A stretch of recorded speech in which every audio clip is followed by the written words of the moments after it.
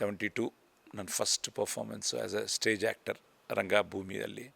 ಅದಾದಮೇಲೆ dubbing artist ಆಗಿ, ಅದಾದಮೇಲೆ ಚೈಲ್ಡ್ ಆರ್ಟಿಸ್ಟ್ ಆಗಿ, ಅಲ್ಲಿಂದ 93 ತನಕ ಮಾಡ್ತಾನೇ ಇದ್ದೀನಿ. ಬಟ್ ಏನೂ ಬ್ರೇಕ್ ಸಿಗಲಿಲ್ಲ. ಸೊ ಅಪ್ಪಾಗ ಭಯ ಇತ್ತು, ಅಮ್ಮಗೆ ಒಂದು ನಂಬಿಕೆ ಇತ್ತು, ಖಂಡಿತ ಬ್ರೇಕ್ ಬರುತ್ತೆ ಅನ್ನೋದು. ಅವ್ರಿಗೇನೋ ಗೊತ್ತಿಲ್ಲ, ಕರ್ನಾಟಕದಲ್ಲೇ ನಿನಗೆ ಸಿಗುತ್ತೆ ಅಂತ ನನಗೆ ಕನ್ನಡ ಟ್ಯೂಷನು ಇಟ್ಟಿದ್ರು ಅಮ್ಮ. ಸೊ ಕಲಿಕಾಲಂ ಅಂತ ಒಂದು ಫಿಲ್ಮ್ ಮಾಡಿದ ಮೇಲೆ ಜಯಸುಧಾ ಅವರು ಅದು ಕನ್ನಡದಲ್ಲಿ ಮಾಡ್ತಾ ಇದ್ದಾರೆ.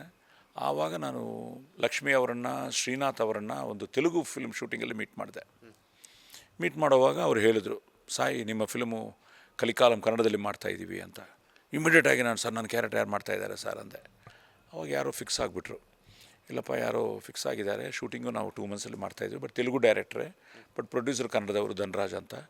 ಬಟ್ ಲಕ್ಷ್ಮಿ ಅವರು, ಶ್ರೀನಾಥ್ ಅವರು, ಬಾಲಣ್ಣ ಅವರು, ಗ್ರೇಟ್ ಬಾಲಕೃಷ್ಣ ಅವರು, ಆ್ಯಂಡ್ ಸುಧಾರಾಣಿ ಫಸ್ಟು ನನ್ನ ಹೀರೋಯಿನು.